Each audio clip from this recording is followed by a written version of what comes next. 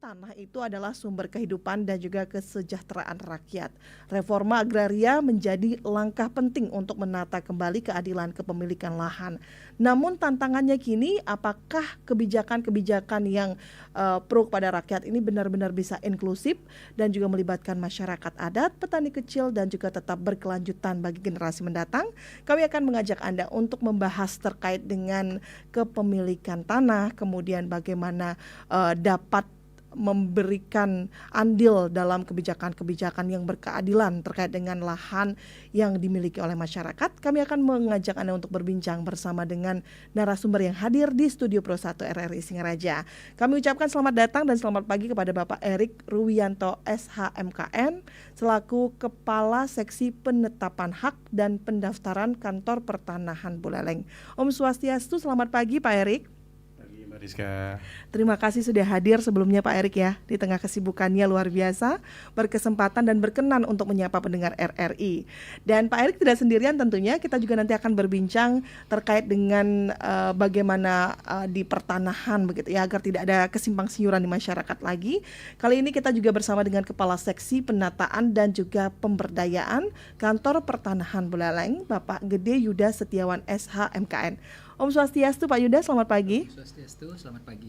Oke, terima kasih sudah hadir juga Pak Yuda di tengah kesibukannya. Tentunya pendengar Anda juga bisa ikut bertanya. Mungkin Anda memiliki pertanyaan terkait dengan pertanahan, kemudian reforma agraria, bagaimana agar inklusif dan berkelanjutan di masyarakat. Kami mengajak Anda untuk beratensi juga nanti di 24644 serta di 081 1399 9790 dan juga di via RRI Singaraja Official, karena siaran ini juga disiarkan secara live melalui kanal YouTube RRI Singaraja Official, rri.co.id dan juga RRI Digital. Baik, saya mau ke Pak Erik dulu terlebih dahulu. Pak Erik, ini kalau berbicara tentang pertanahan, memang sekarang fokusnya pemerintah, bahkan Presiden juga sempat menyebut begitu akan ada reforma agraria. Nah, kita harus menyamakan persepsi dulu ini Pak Erik, apa sih yang harus direformasikan begitu di agraria ini? Silakan Pak Erik.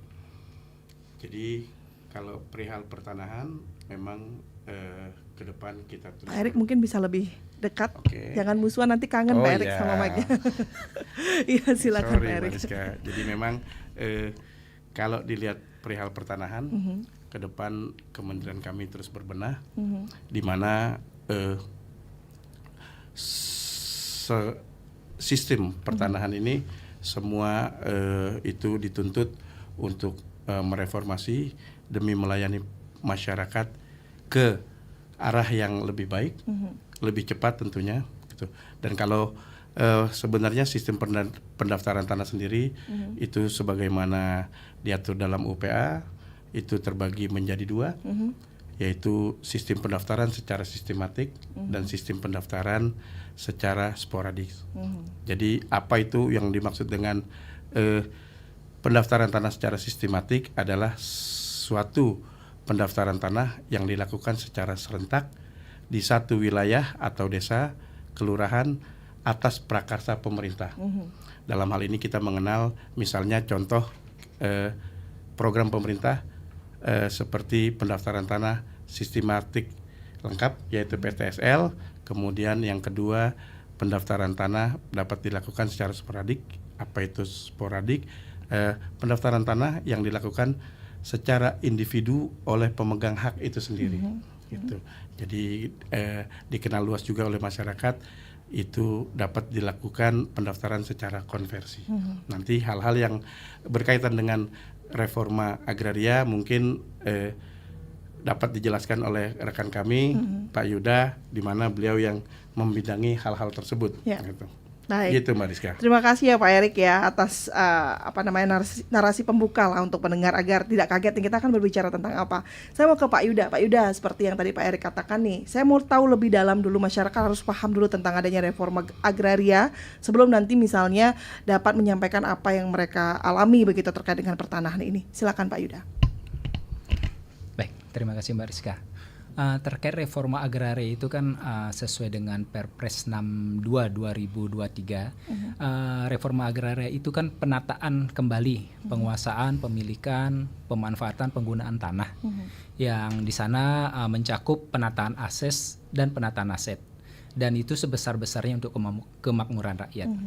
Di mana yang menjadi objek dari penataan reforma agraria ini adalah bidang-bidang tanah seperti pelepasan kawasan hutan, terus XHGU yang nanti itu akan diredistribusikan kepada masyarakat. Di sini subjeknya itu adalah petani penggarap, di petani penggarap seperti itu.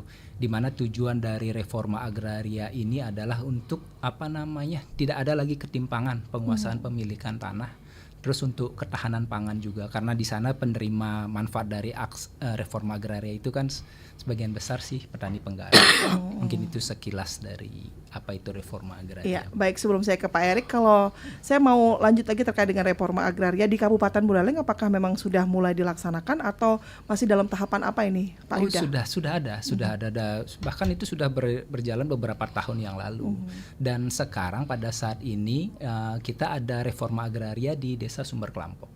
Desa Sumber Kelampok itu di mana bidang tanahnya itu hasil pelepasan kawasan hutan. Dan sekarang per hari ini sertifikatnya sudah terbit dan akan kita serahkan. Nanti rencananya mungkin Bapak Menteri yang akan menyerahkan langsung, agendanya akhir bulan ini. Mungkin nanti tanggalnya juga belum di-share secara resmi. Tapi info yang kami terima dari kantor pertanahan di akhir bulan ini Bapak Menteri akan menyerahkan untuk sertifikat dari program reforma agraria itu sendiri. Baik, ini adalah kabar baik ya Pak ya untuk masyarakat di Sumber Kelampok ya. Seperti kita tahu memang beberapa polemik permasalahan memang sempat ada begitu ya, riak-riak, tapi sekarang sudah terbit sertifikatnya dan semoga bermanfaat untuk masyarakat. Saya mau kembali ke Pak Erik. Pak Erik, kalau berbicara tadi Pak Erik kan kita udah membahas tentang reforma agraria. Salah satu yang paling penting adalah pendaftaran itu ya Pak Erik ya. Nah, apa yang harus diketahui oleh masyarakat saat ingin mendaftarkan tanah yang mungkin bisa bermanfaat untuk keadilan atau mungkin untuk kesejahteraan masyarakat? Apa yang paling penting Pak yang harus diketahui oleh masyarakat ini? Silakan. Jadi memang kembali lagi ke depan kita terus mengedukasi terhadap apa hal-hal yang penting dan berkaitan dengan pendaftaran pertanahan, gitu.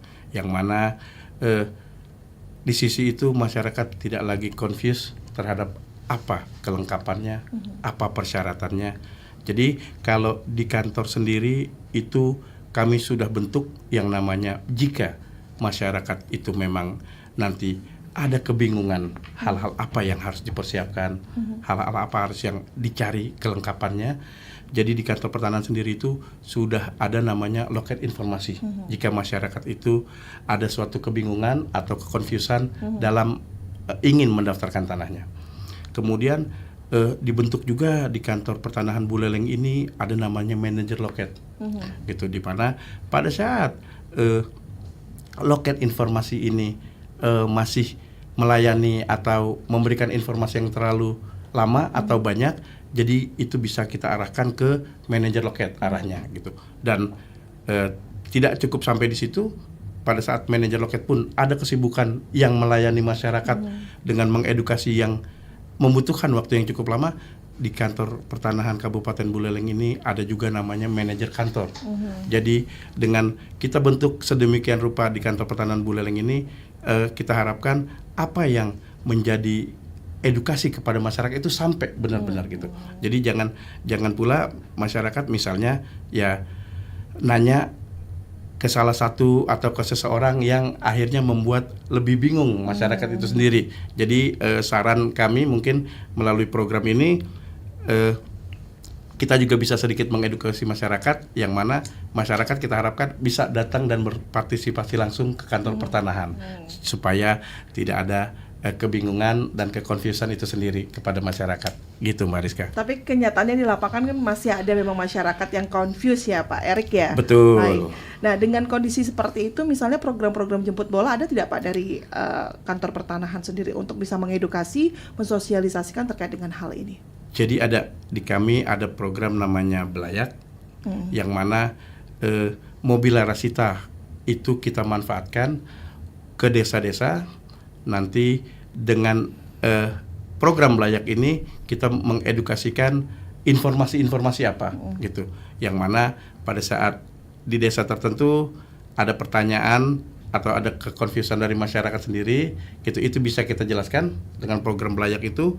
Kemudian nanti pada saat dia ke kantor sudah sedikit dan minim lah gitu kekurangan dari persyaratan pendaftaran itu sendiri gitu. Jadi mereka, jadi itu bisa juga dilihat di IG kami, jadwal-jadwal teman-teman ke lapangan melalui program layak itu. Jadi ada sudah kita susun 1 tahun ke depan terhadap jadwal di mana nanti mobil itu atau layanan jemput bola itu akan stay hari apa dan jam berapa gitu. Gitu Mariska. Baik, itu adalah program-program yang nanti akan diperuntukkan untuk masyarakat agar berkelanjutan ya Pak ya, Iya. sesuai dengan topik kita di pagi hari ini. Saya mau kembali ke Pak Yuda. Pak Yuda, tadi kan dikatakan memang untuk program-program memang sudah dilaksanakan begitu terkait dengan pendaftaran dan lain-lain begitu. Nah, setelah Desa Sumber Kelampok, Pak Yuda, kira-kira ada sasaran desa mana lagi nih yang akan melakukan reforma agraria untuk masyarakat, untuk kesejahteraan masyarakat? Setelah Sumber Kelampok ini kita sih sementara ini ada beberapa desa yang kita dalami untuk kita gali potensinya. Kemarin sih teman-teman mencoba untuk menyisir, karena dari tahun-tahun sebelumnya terus di bagian barat, sekarang kita coba menyisir desa-desa di bagian timur seperti di Tembok, Tejakula, masih kita dalami sih Mbak, karena teman-teman juga, tim juga melihat ada potensi juga di sana untuk kita gali lebih jauh. Oke, Gitu aja sih. baik. Ini kabar menarik juga ya, Ya. kabar-kabar baik juga nih untuk masyarakat yang ada di Tembok dan di Tejakula. Semoga memang nanti bisa seperti Sumber Kelampok ya Pak ya, bisa dibuatkan sertifikatnya untuk masyarakat tentunya. Baik, pendengar, kami undang atensi Anda di 24644. Silakan untuk Anda yang ingin bertanya terkait dengan pertanahan, karena kita masih bersama dengan Kepala Seksi Penetapan Hak dan Pendaftaran Kantor Pertanahan Buleleng, Bapak Erik Ruyanto SH MKN, dan juga Bapak Gede Yuda Setiawan SH MKN selaku Kepala Seksi Penataan dan Pemberdayaan. Baik, untuk Anda yang ingin bertanya, ingin beratensi, kami undang atensinya di 24644 serta di 081 1399 9790 di via WhatsApp, dan juga Anda bisa bergabung nanti di komentar ya, di link komentarnya RRI Singaraja Official. Kami nantikan untuk atensi Anda hingga nanti tepat pada pukul 10 waktu Indonesia Tengah. Kita sebelum menyapa pendengar, saya mau kembali ke Pak Erik lagi. Pak Erik, kalau berbicara tentang pertanahan memang menarik sekali sebenarnya begitu ya. Tapi sebelumnya ada pendengar yang masuk dulu nih Pak Erik. Kita sapa dulu ya Pak Yuda ya. Selamat pagi RRI. Halo, selamat pagi RRI. Selamat pagi RRI. Iya, dengan Bapak siapa Pak? Yang Gede Arte Tejakula. Pak Gede Arte di Tejakula. Silakan Pak Gede Arte, ada yang ingin ditanyakan Pak? Jadi maksud saya ingin bertanya dulu nih. Terima kasih pada narasumber telah memberikan kesempatan yang bagus sebenarnya untuk masyarakat ini. Ya, Pak Gede, sebelumnya boleh dikecilkan dulu untuk volume radionya karena ada feedback di studio kami, Pak. Oke. Ya, baik. Ya, silakan Pak Gede. Ini saya ingin bertanya Pak. Untuk pertama-tama kami ucapkan terima kasih kepada Pak narasumber atas waktunya yang telah kami minta. Jadi saya punya tanah warisan penggelingsir gitu, yang berada di wilayah Tejakula. Sebenarnya dari dulu ingin mendaftar di Perona untuk pernah pada tahun 2014. Terbentur karena tanah ini berbatasan dengan wilayah hutan gitu. Maka dari itu kami disarankan oleh petugas lapangan di salah satu petugas Perona itu disuruh berhubungan ke provinsi gitu. Maka kami karena terlalu jauh, mungkin karena biaya gitu, itu terbentur masalah biaya saja gitu. Itu tidak jadi jadinya gitu. Tapi kalau sekarang kami ingin bertanya, apa saja persiapan yang kalau kami mendaftar umpamanya itu?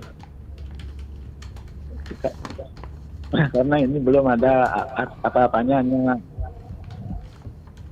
Ya, surat pembayaran pajak saja ada. Ya, baik. Itu saja Pak Gede. Terima kasih ya. Gini. Baik. Terima kasih Pak Gede di Tejakula sudah ikut bergabung bertanya terkait dengan bagaimana cara mendaftarkan lahan begitu ya, yang merupakan tanah warisan. Nanti kita akan sapa juga pendengar lainnya. Silakan untuk Anda yang masih ingin bergabung, yang memiliki pertanyaan atau mungkin ada masukan, atensi, aspirasi juga terkait dengan pertanahan di Kabupaten Buleleng, kami undang di 24644. Selamat pagi RRI. Halo. Halo, selamat pagi Bapak. Selamat pagi Mariska. Iya, dengan Pak Jero nih ke? Iya betul di Bondal. Silakan Pak Jero di Bondalam. Selamat pagi Bapak Pasi dan Bapak kantor. Saya punya permasalahan mungkin seperti ya tadi sama ya. Permasalahannya adalah karena saya punya tanah warisan. Waktu saya masih kecil tanah itu dibeli kepada dari seseorang.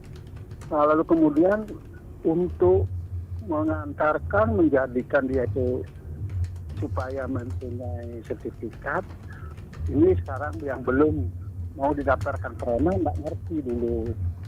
Nah sekarang minta penjelasan karena tidak ada bukti-bukti yang dipegang untuk tanah itu oleh orang tua saya. Zaman dulu kan mungkin hanya kepercayaan. Nah itu, tapi secara katakanlah kenyataannya tanah itu dari tahun 1965 atau 70-an sudah dikuasai oleh orang tua saya. Nah itu yang pertanyakan, bagaimana cara proses dan sebagainya. Terima kasih, Ampure, Rahayu. Baik, terima kasih Pak Jero Maliarse di Bondalam sudah ikut bergabung juga di 24644. Untuk Anda yang ingin bergabung kembali, satu penelpon lagi sebelum nanti kita tanggapi ya ketiga penelpon yang sudah bertanya menyampaikan atensinya terkait dengan mungkin permasalahan tanah ataupun Anda mempunyai masukan terkait dengan reforma agraria di daerah Anda. Mungkin Anda juga memiliki, Pak coba disisir di daerah sini atau di daerah mana gitu. Mungkin ada masukan dari pendengar. Kami undang juga atensi Anda ya untuk kita bisa bersama-sama membangun reforma agraria yang berkelanjutan dan juga inklusif.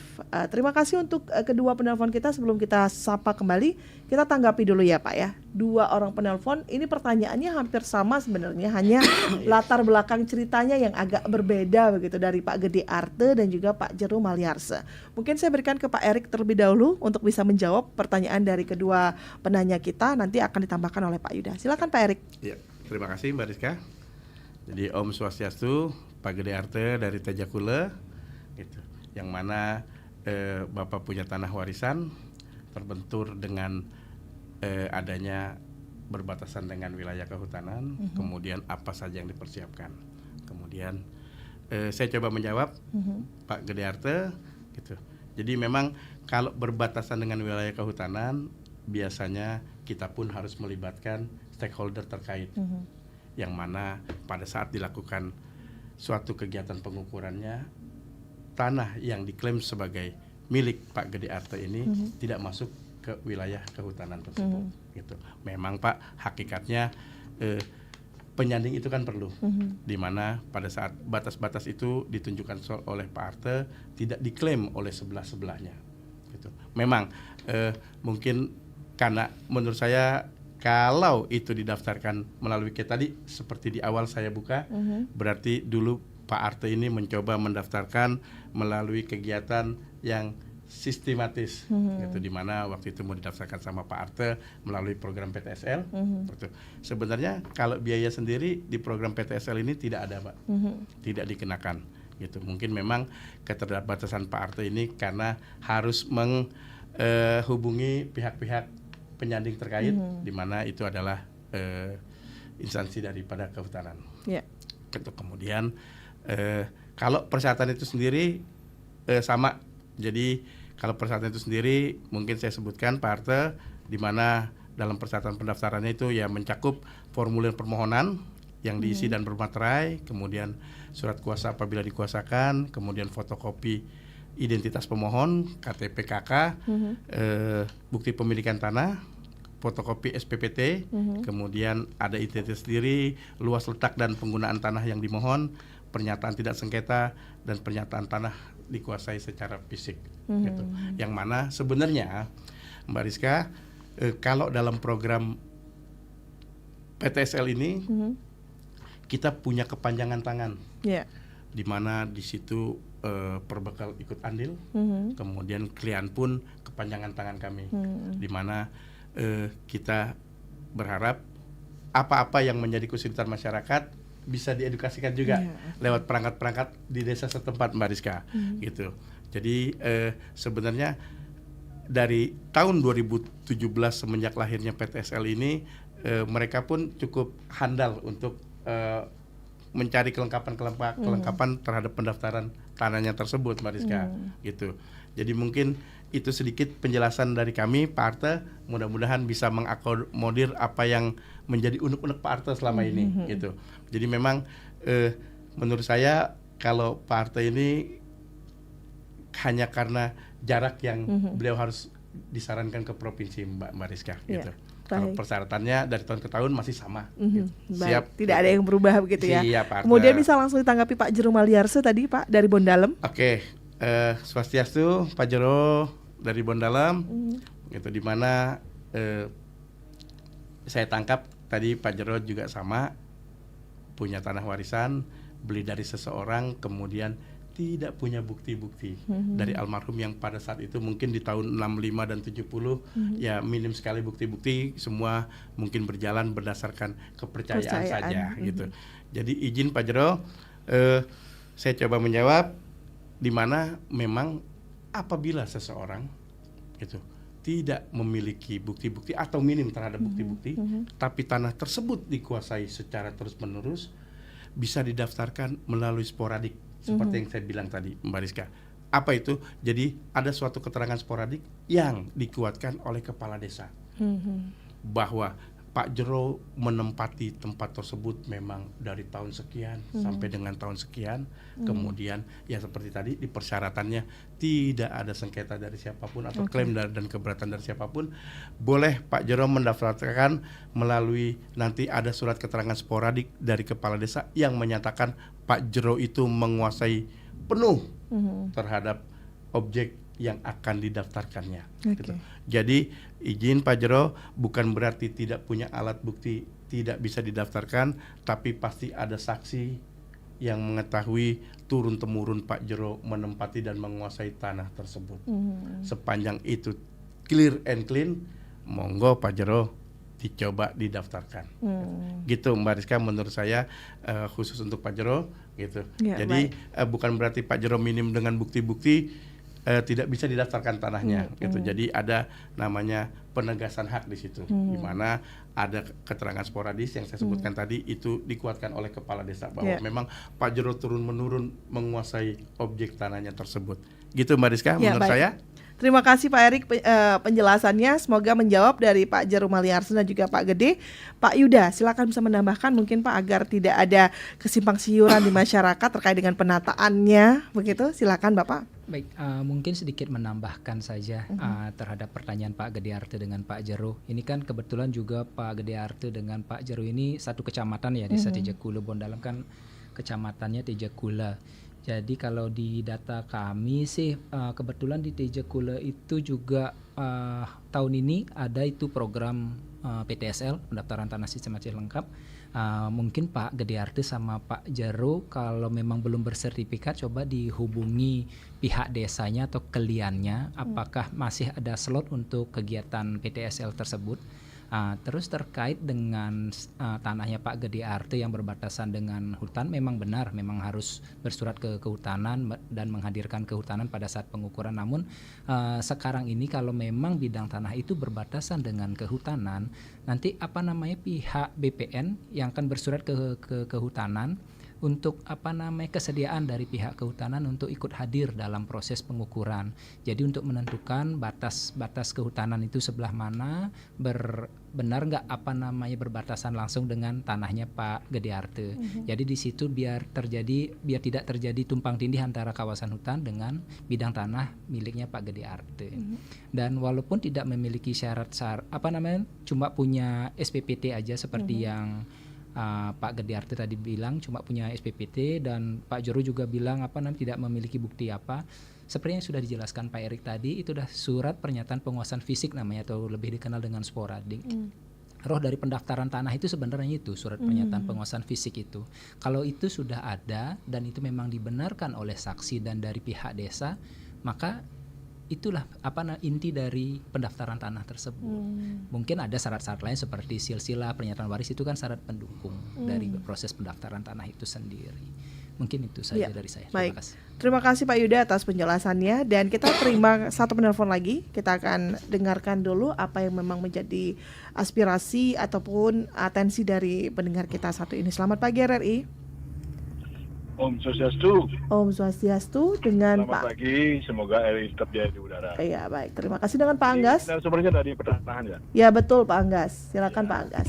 Terima kasih Pak narasumber dari Pertanahan ADR BPN Singaraja sudah memberikan edukasi kepada masyarakat. Nah ini sekarang begini Pak, yang sering terjadi di lapangan gitu ya. Nah ini harus diwaspadai, kan ada sebuah akal-akalan. Nah ini akal-akalan ini adalah satu penguasaan fisik tidak ada. Jadi tanah itu statusnya kadang tanah redis, tanah dan dataran air dan sungai das itu dia berusaha mencari orang untuk menguasai hanya beberapa tahun saja, nggak sampai 5 tahun. Nah, tetapi dalam tanda kutip ini, oknum misalnya katakan sesuatu orang itu bermain dengan lurah, karena sporadik itu kan dasarnya kan dari probekel dari paling bawah yang sudah tangani ya pasti sudah jadi dari PKK. Kan itu kalau BPN sih saya kira mungkin bagaimana di bawah itu sesuai dengan pengumuman sudah 3 bulan hanya tidak ada masalah, berarti dianggap sah sementara. Tetapi di balik sertifikat itu kan tetap ada sertifikat ini bisa nanti dipermasalahkan ketika ada yang komplain kan gitu loh. Nah ini permasalahan sekarang ini kan ada tanah negara 5 hektar itu di SPT-nya kan bersih DN gitu.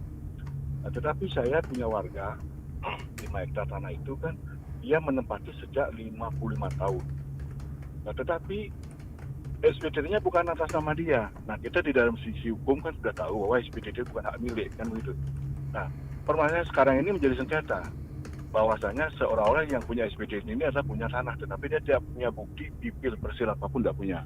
Nah, padahal saya tahu pada kena itu pada saat kelahiran tahun 37 dan Presiden 42 itu ada undang-undang land reform itu yang punya tanah lebih 10 hektar itu diambil oleh pemerintah untuk digarapkan kepada warga. Kan itu. Inilah salah satu warga ini yang menggarapkan. Nah, permasalahannya sekarang ini kepala desa tidak mau menandatangani. Ada apa di balik ini? Nah, inilah tentunya saya mungkin sampaikan kepada Bapak, banyak sekali di lapangan ini yang notabene-nya adalah penguasaan fisik tidak ada, terus tanah-tanah yang kosong yang notabene adalah tanah status quo itu dibuatkan sertifikat. Bagaimana untuk membatalkan? Yang pertama itu. Yang kedua, yang boleh memohon tanda kutip menurut undang-undang itu kan hanya suatu lembaga yang punya legalitas. Satu, desa adat, itu yang harus memohon untuk dijadikan pasos atau pasum. Itu kan boleh itu. Nah, karena kita tahu di sini dalam Undang-Undang Pokok Agraria dan BPN di pasal 14 Undang-Undang Nomor PP 24 tahun 99 itu udah jelas tanah yang dikuasai, mohon maaf Pak, saya bukan ngasih kuliah ini, tanah yang dikuasai lebih daripada 20 tahun berturut-turut itu bisa dimohonkan haknya sporadiknya di kantor desa. Kan itu poinnya sekali kalau undang-undang berbicara. Ketika nanti ini ada misalnya katakanlah komplain misalnya, bagaimana Pak nanti antisipasi untuk ke depan sebagai nanti warga yang memohon. Terima kasih Pak. Terima kasih Pak Anggas sudah ikut bergabung di 24644. Ini permasalahannya masih tetap mungkin sama begitu ya, hampir sama dengan kedua penelpon kita tadi, tapi ini mungkin lebih ke bagaimana jika kepala desa seperti kasus Pak Anggas tidak mau menandatangani Pak Erik gitu. Apakah ada jalan keluar dari BPN? Mungkin bisa langsung ditanggapi Pak Erik. Baik, terima kasih Mbak Rizka. Itu Om Swastiastu, Pak Anggas. Terima kasih Pak Anggas yang menurut kami beliau turut mengedukasi terhadap hal-hal di bidang pertanahan gitu. Saya mungkin akan coba menjawab. Memang jadi hakikatnya seperti tadi saya dan Pak Yuda sampaikan, memang penguasaan fisik itu adalah roh daripada pendaftaran. Gitu. Kembali, jadi apa yang Pak Angga sampaikan, hal-hal apa, kemudian siapa yang berhak dan siapa yang tidak berhak. Izin Pak Anggas, tadi sudah kami sampaikan perihal persyaratan, bahwa ada yang namanya persyaratan atau self declare-nya, bahwa tanah itu tidak sengketa, di mana BPN juga akan memproses terhadap objek-objek yang clear and clean, gitu.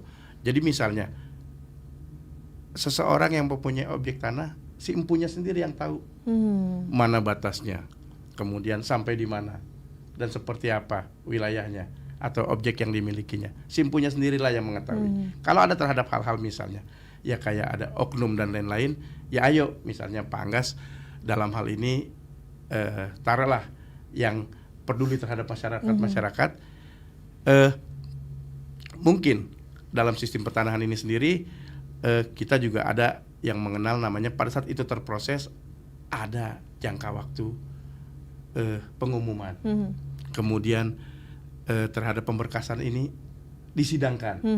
Disitulah dengan harapan kami mengetahui apabila objek tersebut tidak clear and clear, silakan klaim, kan gitu. Disitulah kesempatannya, misalnya tadi menurut Pak Anggas ada yang ketidakberesan nih, gitu kan, hal-hal ya tidak saya sebutkan, misalnya oknum lah, gitu. Ada oknum-oknum yang kayak gini, disitulah adanya kesempatan, misalnya masyarakat peduli atau siapa atau Pak Anggas selaku di sini sebagai apa atau yang mengetahui sejarah daripada objek tersebut, silakan. Disitulah tempat kami memberikan klaim, sehingga pada saat ada klaim kami akan terhenti proses ini, gitu.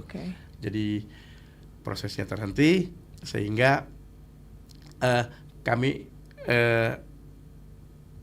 kembali ke bawah ke masyarakat, silakan dibereskan dulu apabila misalnya objek ini ada klaim dalam tanda kutip tidak clear and clean, silakan sampai dengan nanti ada kesepakatan baru akan kami lanjutkan ke seperti apa kesepakatannya.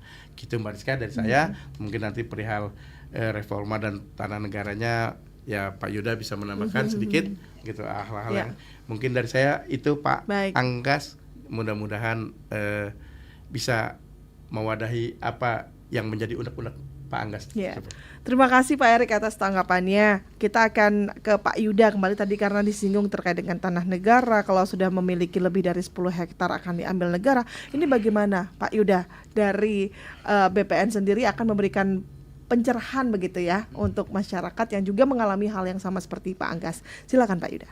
Baik, terkait tanah negara ini mungkin harus dicek dulu apakah tanah negara ini masuk aset atau bukan. Kalau dia tanah negara yang masuk aset berarti siapapun nggak berhak. Berarti siapa yang atas nama aset itu dialah yang berhak. Tapi kalau dia tanah negara bukan aset, itu ada dua. Jadi tanah negara bebas atau tanah negara hasil pelepasan.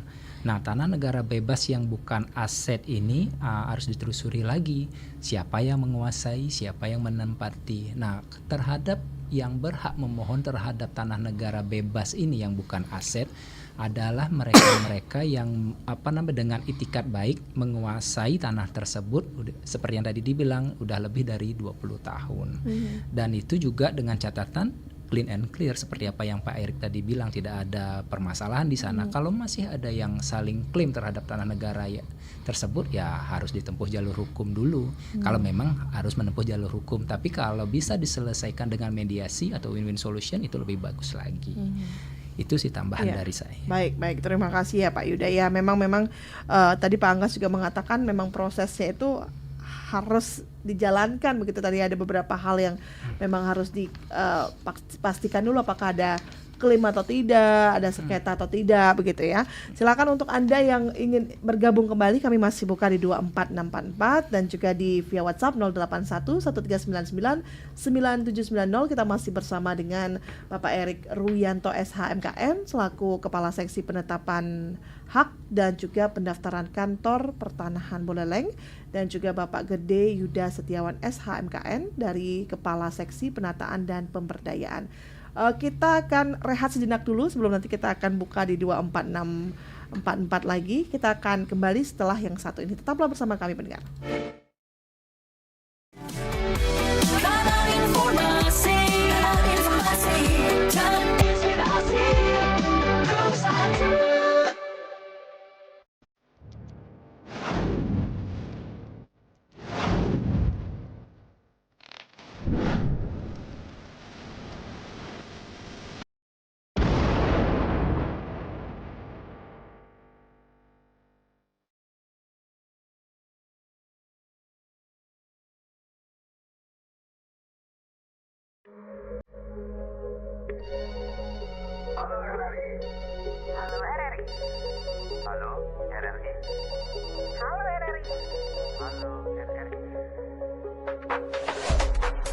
Halo RRI hadir setiap Senin dan Jumat dari pukul 9 sampai dengan pukul 10 pagi.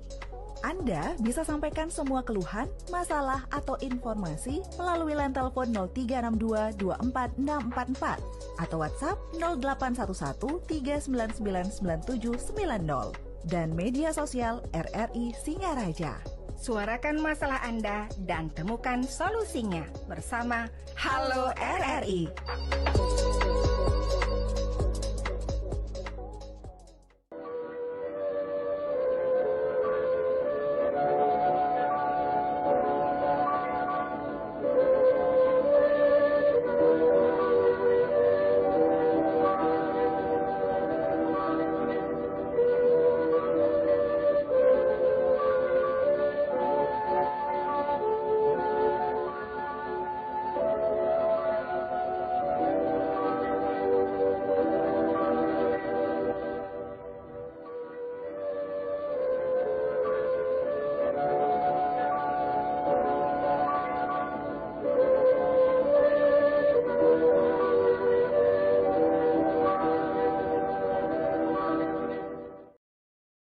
Inspirasi, tentunya kita juga masih dalam dialog Hai Balik Kenken. Kita masih bersama dengan Bapak Erik Ruyanto SHMKN selaku Kepala Seksi Penetapan Hak dan Pendaftaran Kantor Pertanahan Buleleng, serta Gede Yuda Setiawan SHMKN selaku Kepala Seksi Penataan dan Pemberdayaan. Kita akan sapa kembali Pak Yuda dan juga Pak Erik, pendengar lainnya yang ingin beratensi juga di 24644. Selamat pagi RRI.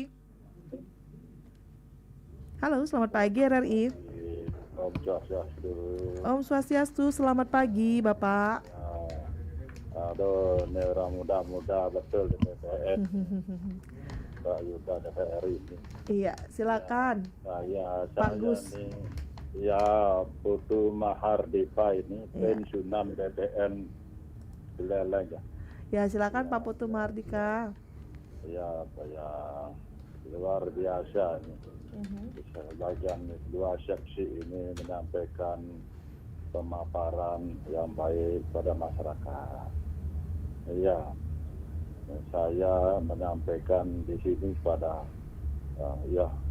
dua seksi ini yang muda-muda ini luar biasa. Pimpinannya siapa sekarang? Siapa? Ya, nanti akan dijawab langsung Pak Gus. Pak Gus Mong, silakan pertanyaannya dulu apa Pak? Jangan ngomong Gus Mong, Putu Mahardipa pakai. Iya Pak Putu. Maaf ya Chandra, Putu Mahardipa pakai. Pak Putu, nge, Pak Putu silakan Pak Putu. Saya ngomong dulu sebentar, Rizka langsung nyegat saja loh. Iya silakan. Ini kan satu kop saya ini. Pak tahu menyampaikan pimpinan saya kok. Jangan begitu, ya masyarakat dengar orang-orang publik, dengar orang tuh. Iya silakan Pak Putu. Udah bisa harus peka loh. Mohon maaf ya, dua seksi ya, mohon maaf. Saya udah tua begini, agak cigok sedikit nih, mohon maaf. Iya silakan Pak Putu. Mohon maaf saya tidak kemari ya. Mohon maaf saya belum dapat ke kantor. Salam semua pimpinan, semua jajarannya ya. Ya semuanya selamat bertugas, berikan pelayanan terbaik pada masyarakat ya. Semoga berjalan lancar, itu pesan saya. Baik. Terputus ya Pak Putu Mardika ya. Terima kasih untuk atensinya ya, luar biasa ini Pak Putu Mardika di usia senja tapi tetap semangatnya. Di belakang Pak Putu Mardika silakan kami nantikan atensi yang lain untuk Anda yang ingin bertanya terkait dengan pertanahan, dan juga mungkin Anda memiliki atensi yang berbeda, mungkin mempunyai pertanyaan ataupun ada permasalahan di sekitar Anda. Kami nantikan di 24644 di via WhatsApp. Kali ini sudah ada yang bergabung, Pak Benson Andika. Selamat pagi Pak Benson. Selamat pagi Pak Benson, silakan. Pagi, nggih. Silakan Pak Benson. Nggih. Gini Pak, ini biasanya kan pertanyaan-pertanyaan yang muncul di bawah tentang reformasi agraria Pak ya. Kalau misalnya semua tanah Bali disertifikasi atau boleh disertifikasi,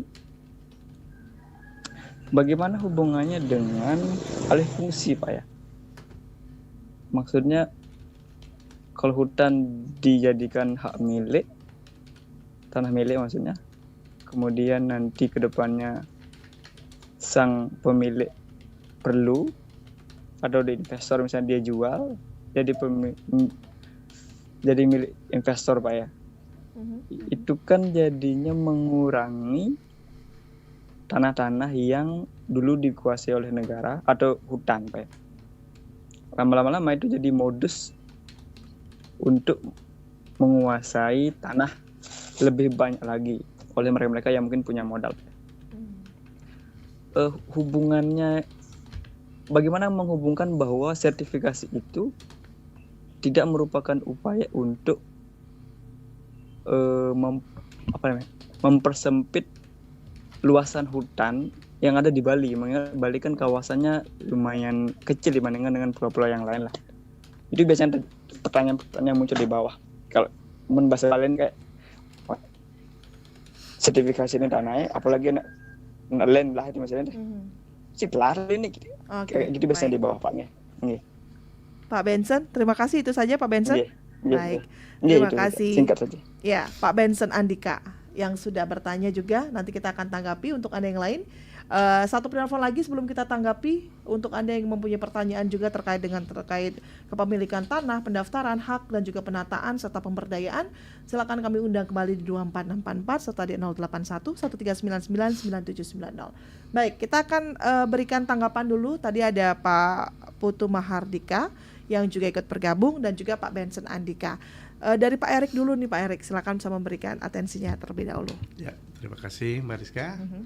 Om Swastiastu buat Pak Putu Mardika, senior kami, gitu, kakak kami, pendahulu kami, itu ya pimpinan sekarang namanya Pak Wayan Budayase Pak, gitu.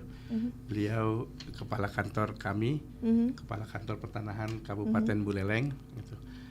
Jadi kami berdua mudah-mudahan mohon doanya selalu Pak Putu Mardika ke depan kita bisa mereformasi hal-hal yang baik demi melayani masyarakat dan mempermudah apa sekiranya yang masyarakat inginkan terhadap pelayanan pendaftaran pertanahan. Gitu. Sekali lagi terima kasih senior Pak Putu Mardika, doanya selalu dan sehat-sehat selalu buat Pak Putu Mardika. Kemudian yang kedua saya tanggapi Mbak Rizka. Pak Benson Andika. Pak Benson Andika, gitu. Kemudian gimana kalau semua tanah di Bali ini disertifikasi, dan bagaimana pula jika hutan dijadikan hak milik, kemudian ada investor, ya kurang lebihnya begitu ya, ada investor dengan modus melalui sertifikasi sehingga mengurangi luasan hutan. Jadi saya coba menjawab Pak Benson. Jadi kalau memang semua tanah di Bali khususnya gitu, dan pada umumnya memang halayaknya semua tanah yang dimiliki oleh masyarakat bersertifikat. Kenapa? Dengan sertifikat ini kita harapkan bisa mengurangi konflik-konflik gitu, antara masyarakat satu dengan masyarakat lainnya. Gitu. Kemudian kalau hutan seperti saya bilang tadi gitu. Jadi kalau hutan kan ada empunya sendiri. Di mana di awal tadi ada pertanyaan yang berbatasan saja kita izin, kan gitu. Apalagi kawasan hutan, gitu. Nah, dalam hal ini kemudian mencegah misalnya kayak investor atau yang terjadi beberapa halayak ramai di berita-berita kemarin, gitu. Ya silakan urus izinnya kan. Apakah pinjam pakai dengan kehutanan?